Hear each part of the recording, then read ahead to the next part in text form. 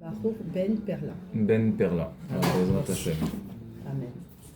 Alors, Bezrat Hashem, donc Boker Tov, ce Shabbat, on est Parashat, allez-y, Parashat Va'era. Ouais. Donc Va'era, donc on avance dans l'histoire de la sortie d'Égypte et on commence dans la Parashat Va'era à parler des 10 plaies. Alors je voulais vous poser une question. Essayez de vous mettre en situation, d'accord? Vous connaissez à peu près les 10 plaies par cœur, j'imagine. Et si vous deviez, parmi les 10 plaies, ok? Si vous deviez, parmi les 10 plaies, en choisir une, ok? Laquelle vous semble la moins terrifiante? Ouais, vous les avez tous en tête, les 10 plaies. Laquelle vous semble la plus facile à supporter? Ouais. Alors, je suis sûr qu'on va tous s'entendre et qu'on va tous arriver à la même conclusion. Parce qu'il y en a une qui sort du lot et qui a l'air quand même moins agressive que les autres. Okay, si on les passe tous en revue, alors allez-y, à laquelle vous pensez? Laquelle vous semble la moins terrifiante? Grenouilles. Hein? Les grenouilles. Ah non. Bon, C'est l'horreur. Les grenouilles, non. Les poules. Ah non, les poux, c'est horrible. Bon, alors il n'y a pas de consensus, d'accord, mais moi, la vérité, moi c'est les grenouilles. Les grenouilles, elles faisaient rien, quoi. Finalement, les grenouilles, c'est pas si méchant que ça, d'accord? Qu'est-ce qu'elles faisaient, les grenouilles? Quel était en fait, le mal des grenouilles? C'était tout simplement qu'elles faisaient du bruit, d'accord? Elles faisaient beaucoup de bruit. Beaucoup de bruit. Bon, ok, mais du bruit, c'est supportable, quoi. On met des boules de pièces, c'est fini, quoi. C'est pas la fin du monde, d'accord? Le dam, le sang, qui s'est passé avec la maca du dam, alors il n'y avait plus d'eau. C'était pas simplement le Nil qui s'est transformé en sang, c'était toutes les eaux potables, tout, absolument tout, même dans ton verre d'eau, tu devais boire, ça s'est transformé en sang à tel point que le Midrash y détaille que même si on était deux à boire du même verre, alors il y a deux pailles comme ça, il y a le juif qui boit avec une paille et il y a le goy, le mitzri qui boit avec sa paille. Alors, pour le goy, c'est du sang, pour le juif, c'est de l'eau, d'accord? Donc c'était un miracle extraordinaire, mais ce qui fait qu'ils ont été privés d'eau courante, d'eau potable, pendant, combien de temps ça a duré? Une semaine. Bon. Après les grenouilles, on passe. Les grenouilles, a priori, c'est pas si terrible que ça. Après, on a les poux. Les poux, c'est pas sympathique. Quelle horreur. Voilà, vas-y. Sur des Hakinim. Arov, c'est quoi Arov? C'est les bêtes féroces, d'accord? Ça aussi. Après Déver, la peste. Après Shechin, l'ulcère. Bon, tout ça, c'est assez violent quand même, d'accord? Shechin, Barad, la grêle, mais c'était pas n'importe quelle grêle, d'accord? C'était une grêle qui dedans contenait des boules de feu. C'était comme des missiles qui tombaient, ok? Arbé, la sauterelle. Alors la sauterelle, qu'est-ce qu'elle se faisait? Elle a complètement tout décimé. C'est-à-dire que tous les végétaux, toutes les plantations, elle a tout mangé, elle a tout rongé. Donc c'était terrible aussi, d'accord, pour la récolte. Après le rocher, l'obscurité, bon, on a entendu que c'était pas si terrible de ça, mais quand même, c'était 3 jours dans le noir total, on pouvait rien distinguer. On dit que il y avait on pouvait palper l'obscurité tellement qu'elle était épaisse, d'accord? C'est-à-dire qu'on pouvait même pas, ils étaient comme figés. Ils marchaient comme dans de la mousse, comme ça, vous voyez, le brouillard. Il était tellement épais qui fait que c'était même compliqué de marcher. Et enfin, Makat Bechorot, donc la mort des premiers-nés. Bon, alors ça touchait les premiers-nés. Bon, on va dire, ceux qui n'étaient pas premiers-nés, peut-être qu'ils étaient tranquilles, mais bon, normalement, ça touchait le frère ou ça touchait quelqu'un de la famille, donc c'était assez terrible. Donc on est tous d'accord que la plaie des grenouilles, a priori, elle sort du lot. Et donc c'est un peu le sujet de notre cours, c'est qu'est-ce que nous apprend le cri des grenouilles, d'accord? Donc on va parler des grenouilles, aussi surprenant que ça puisse paraître, et vous allez voir que c'est intéressant. Pourquoi? Parce que lorsqu'on rentre dans le texte en profondeur, et lorsqu'on analyse le texte, alors il s'avère que au plus que toutes les autres plaies, les Égyptiens, ils avaient peur des grenouilles. Et ils ont développé même une phobie de la grenouille, après la plaie de la grenouille. Il y a écrit dans le texte comme ça. Vayomer Moshe les Paro, Itpaer Alay les Mataï. Donc Moshe, il a été voir Paro. Et il lui a dit, dis-moi, dès que tu es prêt, je prie pour toi, pour que les grenouilles s'en aillent. D'accord? Atir lecha lavadecha ulamecha laachit atzfardei mimecha mibatecha rak bayeor tisha'arna. Où elles sont passées les grenouilles? Une fois que la plaie s'est terminée. D'où est-ce qu'elles venaient les grenouilles? Elles venaient du Nil. Là vous vous dites, tu vas pas me parler 1 heure des grenouilles quand même. Ouais. Vous allez voir que... Surtout qu'on ne les mange pas. Surtout qu'on ne les mange pas. Vous allez voir que c'est un symbole, d'accord? Toujours notre cours, c'est toujours comprendre et décoder, d'accord? Ce qu'il y a derrière les choses, et que les grenouilles, c'est pas simplement une histoire qu'on nous raconte, mais qu'il y a quelque chose à comprendre, d'accord? Il y a un message à comprendre et à intégrer qui est véhiculé au travers des grenouilles. Alors, premier message, c'est que toutes les autres plaies, la plaie est survenue, et à la fin de la plaie, plus rien.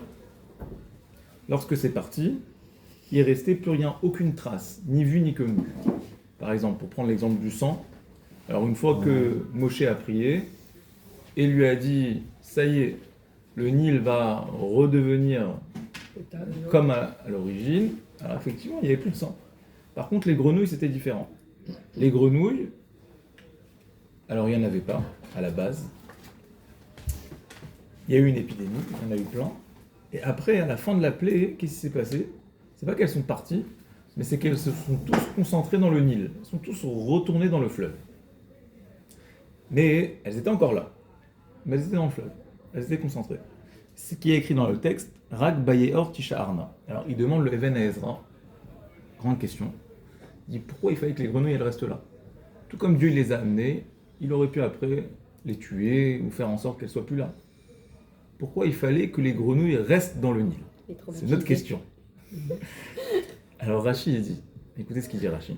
Rashi il dit que chaque mot de Rashi il est pesé. D'accord? Lorsqu'on lit Rashi, on lit avec attention chacun de ces mots.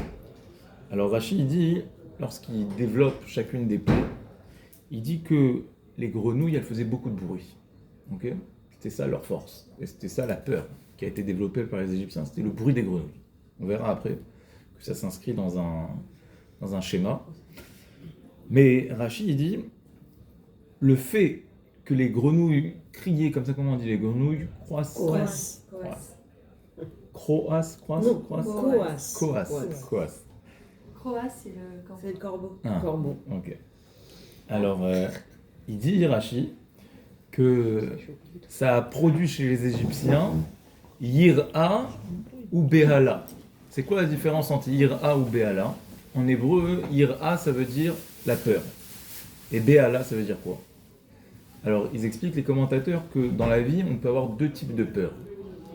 Il y a la peur de l'instant. Il se passe quelque chose, ça me fait peur. Okay. Et après, Behala. C'est quoi Behala? Behala, c'est une peur qui est plus profonde, qui est plus latente, d'accord, mais qui est ancrée en moi. Et en fait, c'est la peur d'un événement passé, qui peut ressurgir.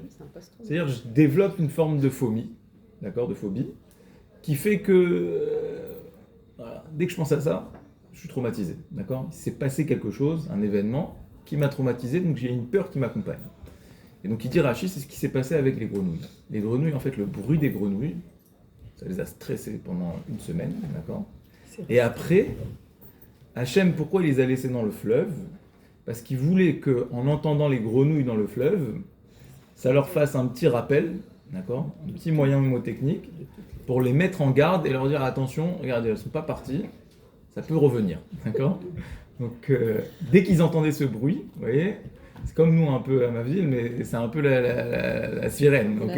L'alarme, ouais. Parfois, il y a une moto dans la rue, comme ça, tu as l'impression que c'est la sirène et ça te relance à l'époque de la guerre, d'accord? Bon, alors là, c'était la même chose avec les grenouilles. Ouais, je sais pas, vous avez déjà entendu une grenouille faire son... Je sais plus comment dire. Voilà. Son coasse. Là, ça devient plus dur, là. Hein, c'est... Hein? Coincé. Faut être prof de français, là, pour savoir comment on dit ça. Coincé. Bon. Hein? Ça va? Ça. Hippocane. Ouais. Hippocane. Alors, comment on dit? Faire son... Bon, faire son petit bruit, d'accord? Alors, ça a stressé, ça a traumatisé les Égyptiens. Alors, venez, on essaie de rentrer dans le sens. Mais avant d'entrer dans le sens, je vais essayer de voir avec vous comment elle s'est passée dans les détails cette Maka. D'accord? Qu'est-ce qui s'est passé et comment elle est survenue?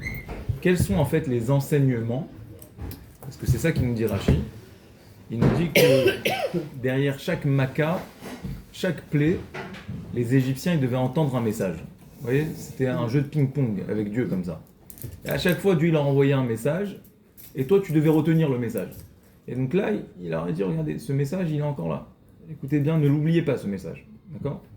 Quels sont les messages qui sont véhiculés par la plaie de la grenouille? Bon, a priori, on n'en sait rien. D'accord? Alors venez, on voit dans le texte, dans le détail, ce qui s'est passé. Alors, lorsqu'on regarde le texte, on voit deux incohérences. La première incohérence, qui a frappé le Nil pour faire sortir les grenouilles. Alors là, le texte, il nous dit que ce n'est pas Moshe qui a frappé le Nil, mais c'est son frère, c'est Aaron qui a pris le bâton. Pourquoi? Parce que Dieu lui a dit. Et pourquoi Dieu lui a dit? Dis à ton frère de faire le job. Pourquoi c'est pas Moshe qui l'a fait? Alors Rachid dit, parce que comme Moshe, il a été sauvé par les eaux du Nil, alors il devait montrer une forme de reconnaissance. D'accord? Tu peux pas frapper le fleuve qui t'a sauvé. Donc déjà, premier enseignement primaire, j'allais dire, c'est la notion de la Hakarat-Hatov, d'accord? Qui est véhiculée par cette plaie de Sfardéa. Bon, ok. Premier enseignement. Deuxième enseignement. Qu'est-ce qu'on apprend des grenouilles? Voilà, on apprend plein de choses sur les grenouilles aujourd'hui. Qu'est-ce qu'on apprend des grenouilles? Alors là, il faut se pencher sur une deuxième incohérence qu'il y a dans le texte. Est-ce que Aaron, il a ramené une grenouille ou il a ramené plusieurs grenouilles? Alors le texte, il dit, Dieu il lui a demandé, ramène plein de grenouilles. Tu frappes avec le bâton sur le Nil et tu vas voir, il va y avoir inondation de grenouilles. Bon. Et Beforal, concrètement, qu'est-ce qui s'est passé? Il y a écrit qu'il n'y a qu'une seule grenouille qui est sortie. Donc soit le tour de magie il a raté, d'accord, ça n'a pas marché, ça n'a pas fonctionné cette fois, il a frappé comme ça, et il n'y a qu'une grenouille qui est sortie. Donc la Gemara elle se pose la question, elle dit comment ça se fait que Aaron il s'est pas loupé, mais en tout cas ça coïncide pas avec ce que Dieu lui a demandé de faire. Dieu lui a dit sors plein de grenouilles, et Aaron lorsqu'il a frappé il n'y a qu'une grenouille qui est sortie. Alors réponse, il y a plusieurs réponses. Rabbi Akiva, le grand Rabbi Akiva, il dit moi je sais qu'est-ce qui s'est passé. En fait qu'est-ce qui s'est passé? Il y avait une énorme grenouille, style, non, je pensais à Godzilla, d'accord, ouais. Une version grenouille. Ok, une grande grenouille comme ça. Et cette grenouille, elle avait plein de petits en elle, d'accord. Elle avait plein de bébés grenouilles. Et donc, de par elle-même, tout seul, cette grande grenouille, elle a fait plein de petits. C'est Rabbi Akiva qui a dit ça. Et donc comme ça, il va concilier les deux parties du texte. Dieu, il t'a dit, fais sortir plein de grenouilles. Oui, voilà, parce qu'elles étaient là, dans le ventre, contenues. Ah, mais d'un autre côté, il y a une seule grenouille, parce qu'il n'y a qu'une seule grenouille qui est apparue. Une grosse grenouille, comme ça, qui est sortie du Nil. Alors, lorsque Rabbi Elazar ben Azaria, il a entendu l'explication de Rabbi Akiva, il lui a dit, écoute, il lui a dit Akiva. Il lui a parlé un peu d'une manière dénigrante, comme ça. Il lui a dit, t'es très fort dans le pile-poule, tu es très fort dans les sujets très pointus, mais s'il te plaît, ne te lance pas dans l'invention de scénarios, d'accord, hollywoodiens, ma ville, d'accord, mais il lui a dit, c'est le texte, d'accord, qui dit ça, c'est la Gemara qui dit, il lui a dit, ne t'aventure pas dans des drachotes alors que c'est du grand n'importe quoi, du grand délire, d'accord, il lui a dit ça, Malecha et Salagadot. Il lui a dit pourquoi tu fais de la Haggadah, d'accord? Pourquoi tu nous racontes des histoires à Dorban de Goût, d'accord? Il lui a dit c'est pas comme ça que ça s'est passé. Alors lui, il avait une autre idée. Il a dit non, en fait, il y a une grenouille qui est arrivée et cette grenouille sarka lahem, c'est-à-dire elle a appelé les autres. Donc c'était une comment dire? Un émissaire. C'est comme il y a la reine des fourmis, vous voyez, et il y a la reine des abeilles. Donc là il y a la reine des grenouilles qui est arrivée. Et elle les a sifflées et toutes les autres elles sont venues. Bon, deuxième explication. Troisième explication, c'est ce qu'il dit Rashi. Alors Rashi, il dit ni comme l'un ni comme l'autre. Il donne une explication encore plus surprenante. Qu'est-ce qu'il dit? Il dit non. En fait, il y avait une énorme grenouille. Donc on va sur il revient à la thèse de Rabbi Akiva. Mais il dit qu'est-ce qui se passait? C'est pas que cette grenouille elle a accouché. Non. c'est que dès que tu l'as frappée, il y avait une grenouille qui sortait. D'accord? Et donc les Égyptiens, ils ont vu cette grande c'était même pas une grande, je sais pas si c'était une grande, en tout cas ils ont vu la grenouille, ils ont dit ah, c'est quoi ce truc-là? Ils ont cherché à la frapper, Chaque fois, ils cherchaient. et à chaque fois qu'ils frappaient, il y en avait une autre, et ainsi de suite, et à chaque fois que tu frappais sur la grenouille, sur n'importe quelle grenouille, d'accord? C'était des grenouilles magiques, ouais. Dès que tu frappais, il y en avait une autre qui sortait, ok? Alors, bon, très bien, tout ça c'est ce qui s'est passé dans les faits. Alors les commentateurs, j'ai eu une belle explication qui dit, il pose une question simple, ouais. Il dit, d'après cette explication de Rachid, ouais. Il dit quand même, il faut être bête pour frapper plusieurs fois. Alors que tu vois qu'à chaque fois que tu frappes, il y en a une autre qui sort. Ouais. Donc, comment ça se fait qu'ils ont continué à frapper? Ils sont fous? Les armes. Hein? Des Arabes. Ça sera coupé au montage. Hein. Ils sont bêtes. Non, pourquoi ils ont fait ça? Ouais. Vous savez, des fois dans la vie, on est comme ça. Ouais. On est têtu, on est bête, et on est aveuglé en fait parfois par notre colère, tout simplement. Et donc en fait, c'est ce qui s'est passé ici avec les Égyptiens. C'est nous apprendre les méfaits de la colère. Parfois, on ne se rend pas compte, mais on frappe, et on continue de frapper. Ouais. Parfois, c'est des coups physiques, parfois, c'est des coups moraux. En tout cas, on a cette attitude qui fait que lorsqu'on est en colère, on oublie de réfléchir, on arrête de penser. Ce que dit Srachamim, que tout celui qui se met en colère, Keilou Oved Avodazara. C'est comme si tu fais de l'idolâtrie. Quel rapport entre l'idolâtrie et la colère? Rien à voir. Pourquoi on a comparé la colère à l'idolâtrie? Alors, il y a de cela en commun que pour se prosterner à une idole faite de bois que toi-même tu as fabriquée, il faut véritablement avoir mis de côté ton esprit. D'accord? Mais en fait, cet aveuglement, il était généré par ta passion. Et la même chose ici, là, cet aveuglement, il est généré par ta colère. Et donc la colère, parfois, elle fait qu'on arrête de réfléchir. Bon, ça c'est deuxième enseignement, j'allais dire, des grenouilles. Troisième enseignement, dernier point, c'est juste pour avoir un peu de culture générale, d'accord? Ce serait trop réducteur de dire ça. Mais pour comprendre un petit peu qu'est-ce qui s'est passé dans les faits. Alors, troisième chose qui est ramenée par Chachamim, vous savez qu'il fut une époque où il y avait 3 Nevi'im, 3 prophètes, qui s'appelaient Hanania, Mishaël et Azaria. Okay, c'était 3 grands prophètes à l'époque où les Juifs se trouvaient à Bavel. Et ces 3 prophètes, il leur a été demandé de se jeter dans la fournaise ardente. D'accord? Ou vous vous convertissez, ou vous vous jetez, et vous sortirez brûlés. Alors, Masrou, Nafsham, Akdushat Hashem. Ils se sont comme Avram Avinu des années avant.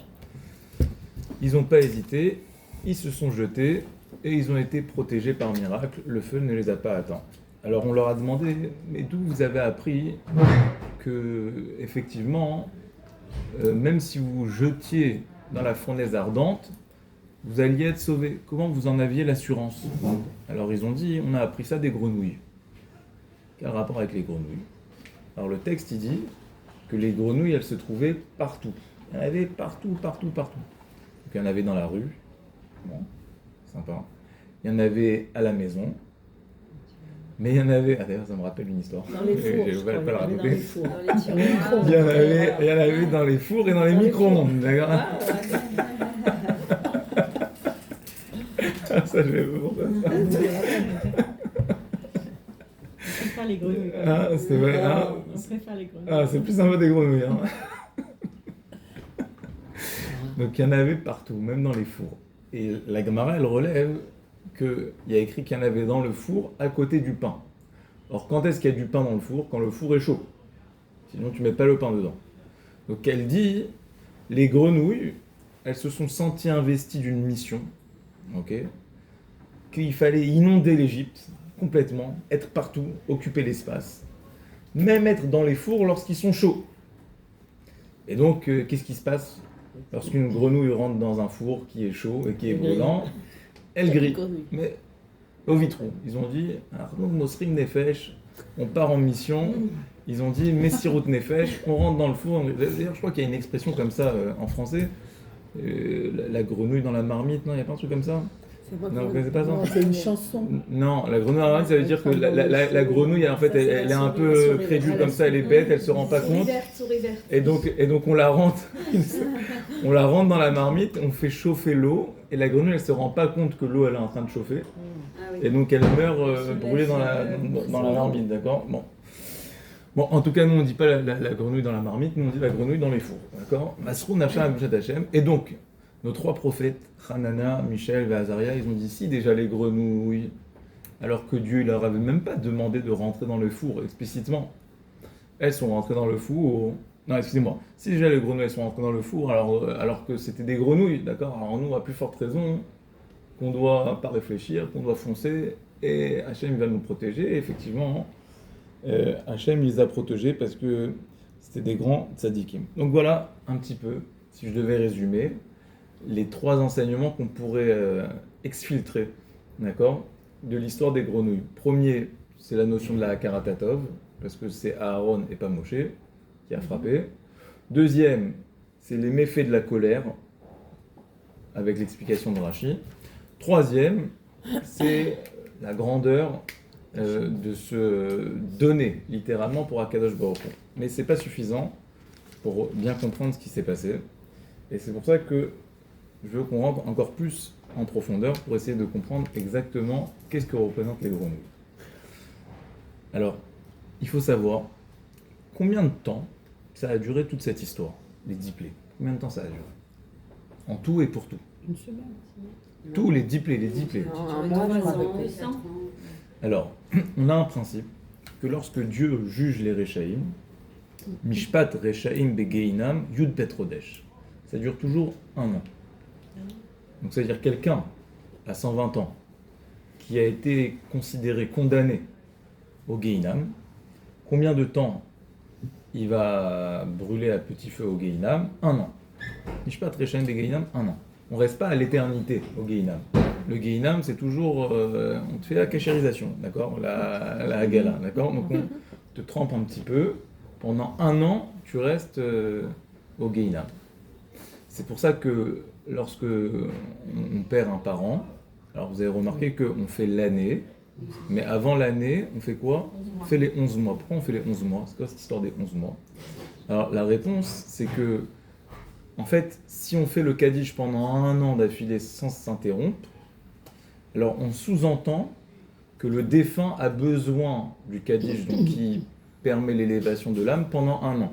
Et donc, ça a une connotation péjorative. Pourquoi? Parce qu'on est en train de sous-entendre que c'était un rachat. Et donc c'est pour ça que pendant un an, il a besoin de notre aide, il a besoin de notre Kaddish. Donc on ne veut pas l'associer à ça. Donc qu'est-ce qu'on fait? On fait une feinte. Nous, on veut dire le Kaddish pendant un an, mais on ne veut pas qu'il y ait de malentendus, d'accord? Donc qu'est-ce qu'on fait? On s'arrête aux 11 mois. Et après, on reprend une semaine avant l'année, d'accord? C'est comme ça qu'on fait dans les détails. Pourquoi? Justement pour éviter ce quiproquo. Mais en tout cas, c'est un principe de base que toujours lorsque Dieu il juge les mécréants, ça dure un an. Et donc de là, on apprend que les Makot, ça a duré un an. Quand est-ce que ça a commencé? Ça a commencé au mois de Iyar. Mois de Iyar. D'où est-ce qu'on apprend ça? On l'apprend parce que c'était, en fait, si on revient dans le texte, il s'est passé la semaine dernière dans Shemot. Vous savez que la première fois que Moshe il est venu voir Paro, il leur a dit laissez sortir. Quelle a été la réponse de Paro? Ah, vous avez du temps pour réfléchir, comme en France. Ouais. Après, il y a des manifestations tous les 2 jours. Parce que comme ils ne travaillent pas trop, donc ils ont le temps de se poser des questions, ils ont le temps de faire la révolution. Donc Paro, il leur a dit la même chose. Il leur a dit Kaniré que si vous venez faire la révolte, ouais, vous avez des requêtes, le syndicat, il faut sortir, et là, Kaniré que vous avez du temps, Tirbada Avoda, vous allez avoir double dose, vous allez travailler plus, et ça va vous calmer, vous allez voir qu'une fois que vous êtes occupé, vous n'avez plus le temps de réfléchir à sortir. Tirbada Avoda, il leur a dit maintenant, je ne vais plus vous fournir les briques, vous allez vous-même fabriquer les briques, vous allez sortir dans les champs, vous allez récolter le blé, et avec la paille, vous en allez faire des briques. Alors les Chachamim disent, c'est à quelle époque de l'année qu'on peut aller dans les champs et prendre les tiges? Ils disent, c'est Iyar. Iyar, c'est à peu près mai-juin, d'accord? Début de l'été, comme ça. C'est à ce moment-là qu'on trouve de la paille en vrac sur les champs. Et donc c'est maintenant que ça a commencé, c'est en Iyar. Maintenant, pendant 3 mois, qu'est-ce qu'il a dit Moshe lorsqu'il a vu que ça tournait mal? Première mission de Moshe, il arrive pour plaider la cause des Juifs. Échec total. Paro, il lui dit, ah, tu veux faire le malin avec moi? Tirba de Avoda. Qu'est-ce qu'il dit Moshe? Comment il réagit? il va voir Dieu, il lui dit Lama Reota Lamazé, pourquoi tu leur fais du mal? Et pourquoi tu m'as envoyé? Pourquoi tu m'as mis dans cette situation où finalement tout se retourne contre moi? Moi je suis venu pour faire du bien, et finalement je me suis avéré être le mauvais messager parce qu'à cause de moi il travaille plus dur. Dieu il a mal pris, si on peut s'exprimer ainsi. Il coupe les ponts pendant 3 mois. Pendant 3 mois, donc Iyar, Sivan, qu'est-ce qu'on a après Sivan? Tammuz, ok, donc c'est les mois de l'été, juillet. Mai, juin, juillet, à ma ville, ouais. Iyar, Sivan, Tammuz, pas de contact. Ok, on a perdu le contact avec la tour de contrôle. Il n'y a plus rien. On ne sait pas ce qui se passe. Et c'est la catastrophe. Les Juifs ils sont livrés à eux-mêmes. Le travail il est plus dur. Les souffrances elles sont plus atroces. En Av va commencer le cycle des Makot. Chaque Maka, elle va durer 1 mois. C'était quoi le processus? Il y avait 3 semaines d'avertissement. Dieu lui disait pendant 3 semaines, il allait voir Paro, il allait voir Moshe, il lui dit va voir Paro, dis-lui que je vais envoyer tel Maka. Maka de dame. 3 premières semaines de Av, Moshe il va voir Paro, il lui dit il va y avoir le sang, toutes les eaux vont être converties, tout ça, ainsi de suite. Dernière semaine du mois de Av, la Maka, et ainsi de suite. Pendant 10 mois. Donc en réalité, il nous reste combien de mois? Il nous en reste 9. On en a fait 3 mois, on a dit, il ne s'est rien passé. On a 10 Makot pour 9 mois, pour faire le cycle complet de l'année. Et donc, le dernier mois de l'année, là ici, ça va être le mois de Nissan. C'est le mois où ils sont sortis d'Égypte. Pessah. C'est le mois qui est... Non, il n'y a pas de date, hein, alors, c'est le mois... Dans ce mois, il va y avoir 2 Makot. Donc là, ça va être plus... à la fin, c'était plus serré. Donc, c'était quoi la dernière et l'avant-dernière? La dernière, c'est Makat Bechorot. Et l'avant-dernière, c'était l'obscurité. D'accord? Donc tout ça, c'était au mois de Nissan. Très bien. Non, pourquoi je vous raconte tout ça dans les détails? Alors déjà, c'est intéressant de le savoir, mais deuxièmement, parce que toujours, il faut savoir que chaque mois dans la Torah, il porte sa bracha, son énergie spirituelle. Et dans chaque mois, Akadosh Baruch Hu, il nous dote d'une capacité pour affronter les épreuves qu'on doit affronter durant ce mois. À chaque mois, sa réparation. Et à chaque mois, son épreuve. Et donc c'est pour ça que si on devait en fait rentrer en profondeur, on ne va pas le faire maintenant, mais essayer de faire la correspondance entre chaque mois et chaque plaie, alors on trouverait qu'il y a une correspondance entre le sens de chacune des makotes, pourquoi elle est tombée dans ce mois particulièrement. Ok? Ça serait long d'interpréter tout, et je ne vais pas te les manière toutes les clés. Mais je veux juste focaliser sur ce qui nous intéresse, comme je vous l'ai dit ce matin, c'est les grenouilles. D'accord? Alors, si on fait le calcul, la plaie des grenouilles, c'était la plaie numéro combien? Numéro 2. Numéro 2. Après, c'est sauterelle, ouais. La plaie numéro 2. Donc, quel mois s'est abattue la plaie des grenouilles? On a dit ça a commencé, le premier mois c'était quoi? On a dit c'était le mois de Av. Qu'est-ce qui vient après le mois de Av? Allez-y, sortez de ChatGPT. Vous avez le droit de... Hein? Non, Av Elul. Elul. Elul, c'est un mois quand même significatif, symbolique, d'accord? C'est quoi le mois de Elul? Le mois de Elul, si vous devez donner un mot sur le mois de Elul, c'est quoi? C'est le mois de la Teshuvah, le mois du repentir. Donc quand on ferait les grenouilles, elles sont pendant le mois de la Teshuvah. Comme si la grenouille, elle nous aide à faire Teshuvah. Qu'est-ce qu'il y a dans la grenouille qui peut nous aider à faire Teshuvah? C'est quoi les grenouilles? Voilà. C'est quoi les grenouilles? La grenouille, a priori, elle sert à rien, quoi. C'est pas quelque chose d'incroyable. Elle a dit rebondir. Rebondir. C'est pas mal aussi. Moi, je trouve que c'est bien. Alors, avant de parler de la grenouille, venez, regarde, on va parler du sang. Rachid dit qu'en fait, il y avait un ordre dans les plaies. Et cet ordre, il suit l'ordre de la guerre. C'est-à-dire que lorsqu'on part en guerre, il y a un ordre. On ne fait pas la guerre n'importe comment. Il y a des étapes. C'est quoi la première étape? Quand on a fait la guerre contre les Palestiniens là-bas à Gaza. Alors, la première étape, toujours, lorsque tu vas affronter un ennemi, c'est quoi? C'est déjà, tu vas le priver de toutes les ressources vitales. D'accord? Déjà, tu le prives. Tu le mets sous pression. Tu vas faire un blocus. Donc, tu vas le priver. C'est quoi la ressource la plus vitale? C'est l'eau. Donc, il dit Rachi, pourquoi Dieu il a attaqué par le sang au début? Parce qu'il voulait te montrer une forme d'ordre qui suit l'ordre de la guerre. Et donc d'abord, il a coupé les Égyptiens, il leur a coupé les vivres. Il n'y a plus d'eau. Ça, c'est l'étape numéro 1. Après, l'étape numéro 2, c'est quoi? Une fois qu'on a fait le blocus, on ramène tous les chars comme ça devant et on fait peur. Vous voyez? Alors à l'époque, ils avaient des chauffards, ils sonnaient la trompette. Aujourd'hui, on a les médias et on dit on va faire comme ça, on va faire ça, on va faire ça, et vous allez voir. Hein. Mais deuxième étape, c'est quoi? C'est la peur. C'est-à-dire, première étape, déjà, je te mets à terre. Physiquement. Une fois que tu es affaibli physiquement, tu n'as plus d'eau. L'eau, c'est un symbole, d'accord? Tu n'as plus de quoi vivre. Alors là, maintenant, je vais t'anéantir spirituellement, d'accord? Enfin, spirituellement, mentalement, psychologiquement. Une guerre psychologique. Je vais te faire peur. C'est une guerre d'intimidation. Ça, c'est les grenouilles. Les grenouilles, elles faisaient du bruit. Vous voyez? Le bruit, c'est du bruit. Ça fait peur comme ça. Ça s'arrête pas. Ça s'arrête pas. Qu'est-ce que ça te tue, en fait, psychologiquement? Ouais, aujourd'hui, si je donne un exemple, c'est les médias, en fait. C'est ça, comme ça. Ils te répètent comme ça. C'est les grenouilles, ouais, ok?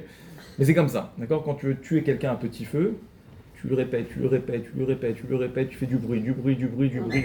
Ah, ça le massacre. D'ailleurs, il y a une technique de torture. On te met de la musique comme ça en boucle, comme ça. Ouais, tu peux pas dormir, on t'empêche de dormir. Voilà, on te met une goutte comme ça qui tombe sur la. Hein? C'est quoi? Ouais. Vous avez l'air de bien connaître, je sais pas, mais en tout cas, le principe, c'est quoi? C'est le bruit. Ouais, c'est le bruit comme ça. En fait, c'est une technique d'intimidation qui t'éteint un petit peu. Bon. Donc ça, c'est l'étape numéro 2, ainsi de suite. Rachi, comme ça, il développe et il te dit comment chaque plaie, elle correspond. C'est comme les enfants quand ils nous usent, vous voyez, ouais. Ils te répètent, ils sont plus forts que nous. Ouais. À la fin, tu craques. Ouais. Et après, tu te bats même plus, quoi. En fait, c'est ça le... À la première des arbres. Quand tu sais que ça a commencé, regarde. Bon, en tout cas, donc ça c'est l'étape numéro 2, c'est l'étape des grenouilles, c'est le bruit. Alors, en vrai, il faut bien comprendre. Et maintenant, on rentre dans l'explication un peu plus profonde. C'est que lorsqu'on parle de l'Égypte, alors il y a le récit qu'on nous raconte, mais il y a ce qu'on doit comprendre derrière ce récit. Et en fait, toujours, l'Égypte, comment on dit en hébreu? Mitzraïm. Mitzraïm, ça veut dire quoi? Ça veut dire l'Égypte, mais ça veut dire aussi les limites, les barrières. Et donc, en vrai, sortir d'Égypte, c'est être capable de sortir de ses propres limites, de ses propres barrières. L'Égypte, c'est le symbole de ce qui nous emprisonne, de ce qui nous limite. Qui est le roi d'Égypte? C'est Paro. Paro, Melech Mitzrayim. C'est quoi Paro? Chachamim nous disent que Paro, c'est Péra. Péra, c'est les mêmes lettres, ça veut dire la mauvaise bouche, la mauvaise parole. En fait, très souvent, ce qui nous limite, c'est le fait de parler négativement, de ne pas être capable de regarder les choses d'une autre manière. Donc ça va nous limiter dans une vision des choses, ça va nous enfermer dans nos propres limites, on aura du mal à s'en libérer. Si on suit ce schéma de lecture, alors les 10 plaies, en fait, c'est comme un mode d'emploi pour se sortir de son propre exil, de ses propres limites. Et chaque plaie, elle intervient à un mois en particulier, et à chaque mois, Hachem nous dit, voilà, tu as un travail à faire, et ce travail va te permettre de te sortir d'une des limites dans lesquelles tu es prisonnier. Chaque mois, tu vas devoir frapper ta propre Égypte, celle qui est en toi, et tu vas devoir toi-même sortir de ta propre Égypte. Alors, le mois de Av, par exemple, on a dit que c'est la première Maca. Et en fait, c'est là que le travail de toute l'année il commence. C'est en été, le mois de Av. Si je vous demande, le mois de Av, on a dit, c'est quoi? Rachid, qu'est-ce qu'il a dit? Il a dit la première chose, c'est qu'il fallait frapper les Égyptiens dans leurs ressources. Ce de quoi ils se nourrissent. Donc en fait, si on suit notre schéma d'interprétation, ça veut dire que Paro, maintenant, c'est qui? C'est pas Paro Melech Mitzrayim, mais Paro, c'est notre propre Yetzer Hara. D'accord? Celui qui nous enferme, celui qui nous empêche d'avancer, de progresser. Je vous demande, de quoi se nourrit votre Yetzer Hara? Quelle est son eau? Quelle est sa source? De quoi il se nourrit? C'est quoi vraiment son arme fatale?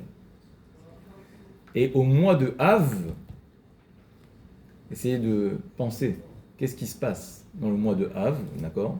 Je parle dans le calendrier juif, d'accord? Quelle est la seule fête qu'il y a dans le mois de Av? C'est pas une fête d'ailleurs. C'est Tisha B'Av.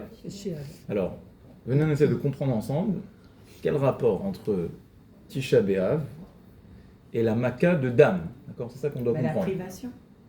La privation de... Mais enfin, on ne doit pas faire des choses dans la mer, tout ça. Ouais, mais pas prendre de plaisir. Alors c'est quoi? C'est pas prendre de plaisir, quoi? C'est-à-dire le Yetzer Hara, vous dites c'est le plaisir, donc Av, on te dit ne prends pas de plaisir.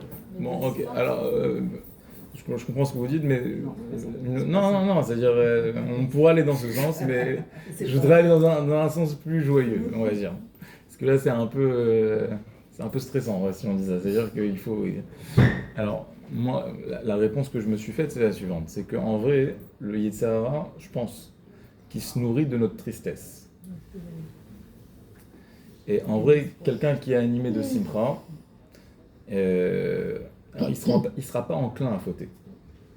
Maintenant, comment on fait pour être sincèrement joyeux dans sa vie? Il faut être capable de s'attrister des vraies choses. En fait, quelqu'un qui consent, on doit tous s'attrister.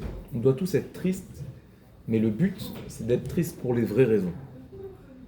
Et donc, celui qui arrive à être triste pour des problèmes d'ordre spirituel, pour la destruction du Beth Amikdash, c'est une période de deuil, Tisha B'Av, d'accord? C'est une période de deuil. Mais c'est un deuil qui est concentré. C'est un deuil qui est focalisé sur des vrais sujets, en vrai. Et donc, la promesse qui nous est faite, c'est que si tu veux combattre ton Yetzer Hara, il faut le priver de son eau. Comment tu fais pour le priver de son eau? Il faut être capable d'être heureux. Comment tu fais pour être capable d'être heureux? Il faut être capable de concentrer ta tristesse quand on te demande d'être triste. C'est un effort d'être triste quand on te demande d'être triste. Mais ce qu'il a dit Shlomo Ameler, il a dit dans la vie il y a un temps pour tout. Il y a un temps pour sourire et il y a un temps pour pleurer. Et en vrai, c'est pas simplement une formule de phrase, mais c'est une manière de te dire, celui qui est capable de pleurer quand il faut pleurer, alors il sera capable d'être heureux le reste du temps. Celui qui ne sait pas s'attrister des vraies choses, alors il sera triste pour rien. Et il ne saura pas pourquoi il est triste. Donc en vrai, Tisha B'Av, on le voit comme le mois de l'angoisse, comme le mois de la Rasra, c'est vrai. Mais c'est le mois qui va nous permettre d'annihiler notre Yetzer Hara. Pourquoi? Parce que Kivyachol, on aura payé notre dette de tristesse. Pour des vraies raisons. C'est ce que dit Rachamim. Celui qui est capable de s'attrister de la destruction du temple, alors il verra de la joie dans sa vie, il verra la reconstruction et il verra du bonheur dans sa vie. Pourquoi? Parce que tu as été capable de réduire justement cette tristesse, de la concentrer, donc le reste du temps tu seras heureux. Deuxième étape, c'est les grenouilles. Et là voilà, on en vient enfin en grenouilles. On retourne à la grenouille. La grenouille, il dit, tout ce cours, en fait, il est un peu inspiré d'un écrit du Rabbi Lubavitch. Il dit comme ça. Il dit, Dieu, il a créé 3 types d'animaux. Il y a des animaux qui servent l'intérêt général, qui permettent au monde de fonctionner. Sans ces animaux, la catastrophe. Le monde ne fonctionne pas. Il y a des animaux qui desservent l'intérêt général. On a l'impression que c'est comment on dit, des nuisibles, enfin des parasites, d'accord? Et il y en a qui servent à rien. Comme la goutte. Ils servent, mais on va dire qu'on aurait pu s'en passer. Le monde ne serait pas complètement en déséquilibre s'ils n'existaient pas. Alors, dans la catégorie numéro 1, les animaux qui servent. Alors, si je vous dis par exemple, imaginez un monde sans vaches. Voilà. Il n'y a pas de lait, on ne peut pas se faire de café au lait le matin, catastrophe. Ouais. Imaginez un monde sans poules, il n'y a pas d'œufs, c'est pas possible, d'accord? Donc, il y a des fois où c'est une évidence. Les abeilles, par exemple, c'est moins évident, mais les abeilles, la pollinisation et tout ça. On est à Herzliya, il y a plein de chauves-souris la nuit. Alors j'ai appris que les chauves-souris, elles servent énormément. En fait, elles font le rôle des abeilles pendant la nuit. C'est ce qu'on appelle la pollinisation nocturne. En fait, donc elles font le même job, c'est-à-dire qu'elles prennent le pollen qui se trouve dans les feuilles, les déplacent dans le truc, et donc ça permet comme ça à l'écosystème de pouvoir vivre. Donc ça, c'est les chauves-souris. Ouais. Après, il y a des animaux, c'est les méchants, quoi. Il y a les gentils, il y a les méchants. C'est qui les méchants? Si je vous demande à quoi il sert le loup, par exemple. Ouais. Alors, moi je m'étais dit les serpents, mais j'ai appris que les serpents, ça sert énormément avec le venin des serpents. On fait des médicaments. Et, bon, en tout cas, il y a des animaux comme en vrai, le lion, à quoi il sert? Ouais, les cafards, les trucs. Il y en a qui sont là pour être nuisibles, d'accord? Okay. Alors, il dit, le rabbi, dans les deux premières catégories, tu peux pas nier que derrière ces espèces, tu vois la main d'Hachem. Pourquoi? Parce que tu vois qu'elles sont là pour quelque chose. Elles ont un rôle à jouer. Il dit, mais il y en a qui servent à rien. Et là, des espèces comme ça qui sont là par hasard, tu dis, bon, finalement, peut-être que le monde, il s'est créé comme ça. Regarde, pourquoi Dieu, il a créé les grenouilles? Pourquoi il a fait ça?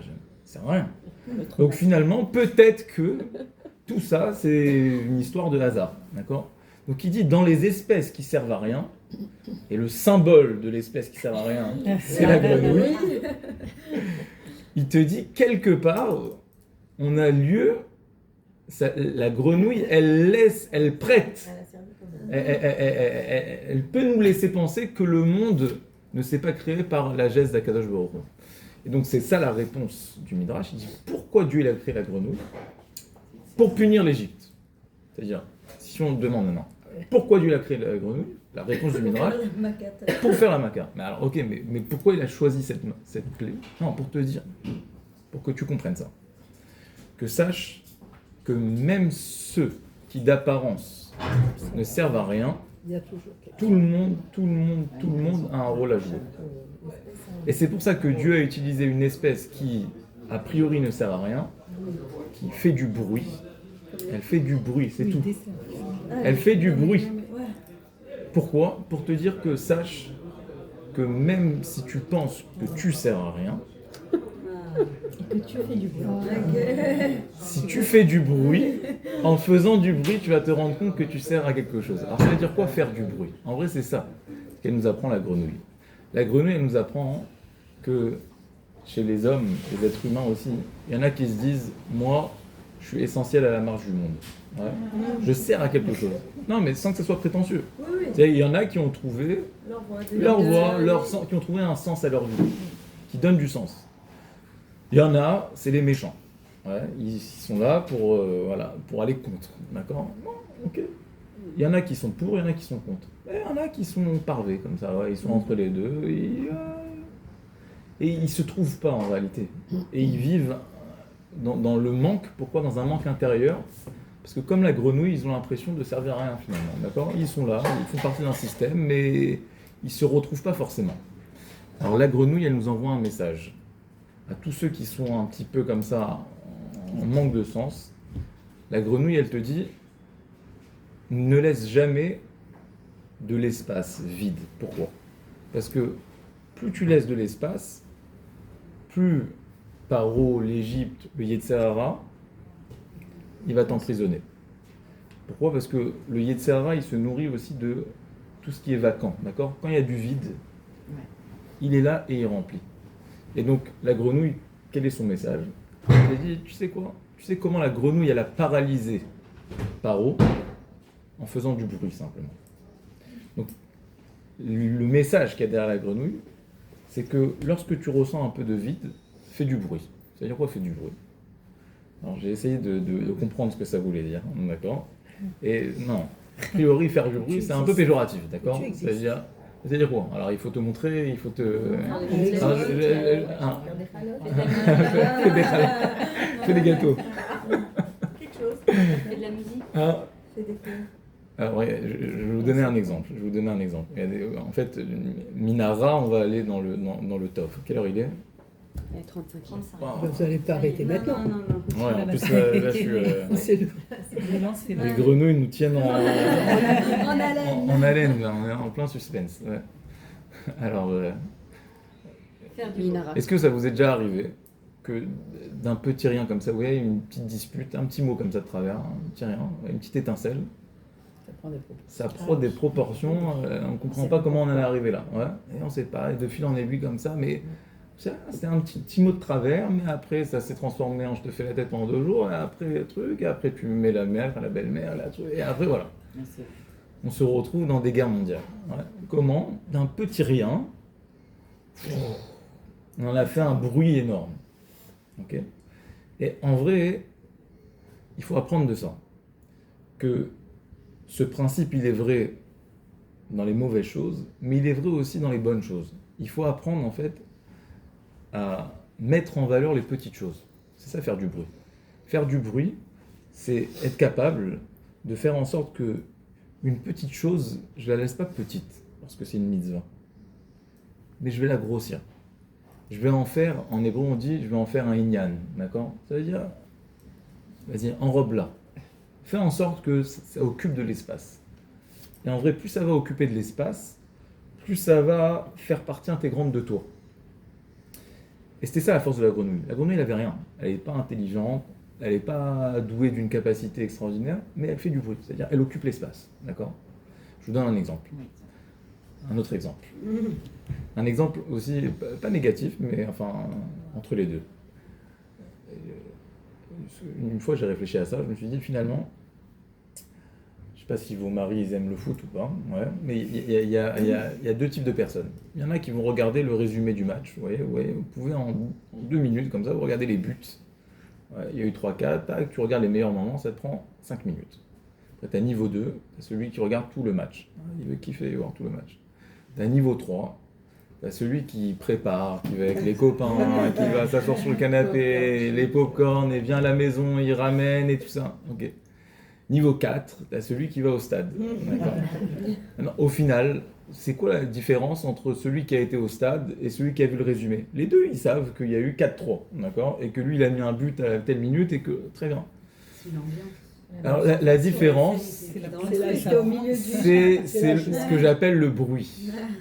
Ça veut dire que, conceptuellement, il a le match en tête, d'accord? Il sait combien il y a eu, et tu peux lui poser des questions. L'autre, il n'aura pas plus d'informations, d'accord, que toi. Mais celui qui a été au match, il a vécu le match, ok? Et ça lui a pris une journée quand il a été au stade, et parfois ils prennent des avions pour aller à l'autre bout du monde, pour aller voir la finale du truc et tout ça. Ça veut dire qu'il en a fait quelque chose. Très bien. Maintenant, tout ça pour l'instant c'est des exemples, ce que j'appelle négatifs, d'accord? Mais il faut apprendre de ça. C'est-à-dire que ce qui est vrai pour le foot et ce qui est vrai pour les disputes, c'est vrai aussi Batsadatov. Quelle est la différence entre une personne qui écoute un short, un résumé d'un cours, okay, avec les meilleurs moments comme ça, ouais, même aujourd'hui les rabbinim ils font ça comme ça, ils mettent les phrases clés, les mots, les trucs. Après ça c'est niveau 1. Niveau 2, c'est quelqu'un qui est en train de faire son sport et qui écoute un cours d'autorat. Comme ça, tu as un petit fond, ok, sympathique. Ou alors tu es en train de faire la vaisselle, la cuisine, tu écoutes un cours d'autorat dans la voiture, niveau 2. Niveau 3, c'est quelqu'un qui va au cours. Ah, c'est 2 secondes, attends, j'allais le dire. Avec la tempête. On a pris Donc tu vas au cours, c'est-à-dire que déjà la veille, la veille tu as dû prévoir, la veille tu as dû t'organiser que tu vas aller demain au cours. Donc ton emploi du temps c'est marqué que tu vas au cours le mardi matin. Donc ça veut dire que c'est une organisation. Donc ça prend de l'espace en vrai. Donc d'un côté, tu peux dire, mais Le niveau d'après, qui prend des notes. voilà. Donc d'un côté, tu pourrais dire, mais finalement, le cours de toutes les manières, il est diffusé, il est truc. Qu'est-ce que ça change? Ah, ce matin, le Yetzirara, il l'a dit. Hein. Qu'est-ce que ça change? Le cours est diffusé, reste tranquille. Qu'est-ce que ça chez change? toi, Mais je tu peux vous peux assurer que c'est Shamaim Vaaretz. C'est le ciel et la terre. Le ciel et la terre, que d'entendre les choses et que de faire du bruit autour des choses. C'est ça que j'appelle du bruit. D'accord? C'est-à-dire que parfois, il faut faire un peu de mousse, vous voyez, autour des choses comme ça. Mais pourquoi? Parce que, en fait, le cours, finalement, il dure plus 3/4 d'heure. Le cours, il est comme ça en latence la veille, le moment, le jour, même se garer, même truc. Sur tout ça, je reçois un salaire. Pourquoi? Pas parce que c'est une mitzvah, mais parce que pendant tout ce temps, je suis quelque part en train d'aller à un cours, je suis en train de prévoir, je suis en train de revenir. Je me rappelle quand j'étais plus jeune, j'allais le mardi soir au cours du Rav Benichou. Okay. Maintenant, qu'est-ce qu'on faisait? Alors, le cours, il durait 1 heure, mais on faisait un resto avant et on faisait un resto après. D'accord? Donc, on encadrait le cours. Des fois, on s'endormait pendant le cours parce qu'on était un peu... C'est ce que vous faites aujourd'hui avec les jeunes, avec les pizzas. Ils sont tous contents de venir. Alors, en tout cas, on encadrait le cours. Mais pourquoi on encadrait le cours? Et en vrai, il y avait toute une occupation autour du cours, vous voyez? L'occupation, c'est de savoir comment on y va, quand on y va, à quelle heure et tout ça. Et pourquoi c'est important? Parce que finalement, aujourd'hui, ce qui me reste de ce cours, alors, j'espère que j'ai appris des choses, mais en vrai, il me reste plus toute la travailla du cours, plus que le cours lui-même, peut-être. D'accord? Il y a quelques années, j'étais à Jérusalem et j'allais écouter le cours du Rav Moshe Shapira, un grand penseur. Et c'était à l'autre bout de la ville, à l'heure des embouteillages. Et toujours j'avais le dilemme, est-ce que j'y vais pas, alors que j'avais mon copain qui allait de toutes les manières, qui ramenait l'enregistreur, je pouvais écouter le cours comme ça. Et je remarque maintenant après coup que finalement les fois où j'ai été, ça m'a beaucoup plus pénétré que les fois où j'ai pas été. Alors que le cours qui prend 1 heure, il te prenait au final 3 heures. Et des fois tu te dis, moi j'ai quand même passé une journée pour écouter un cours et attendre le Rav là-bas, pourquoi il va direct au but? Ouais, le résumé, dis-moi qu'est-ce qu'il a dit? Qu'est-ce qu'il a dit le Rav? Et très souvent, ça c'est très très surprenant, très souvent, vous allez à un cours, quand c'était bien, vous êtes enchanté, truc et tout ça, c'était bien, ouais. Qu'est-ce qu'il a dit? Et là tu racontes, et là tu dis, ah ouais, en final, ouais. Mais en vrai, c'est quoi la différence? La différence, c'est qu'il y a quelqu'un qui a vécu quelque chose, et il y a un message que tu essaies de transmettre. Alors moi, ça c'est ce que j'appelle le bruit. C'est-à-dire que il y a plein de choses où parfois le fait de meubler, vous voyez, le fait d'être affairé, d'être dans l'occupation, eh ben, ça nous nourrit beaucoup plus que ce qu'il y a en substance. Et c'est tout aussi important. Parce que c'est ce qui fait que quand vous êtes occupé à ça, vous n'êtes pas occupé à autre chose. Ça c'est sûr et certain.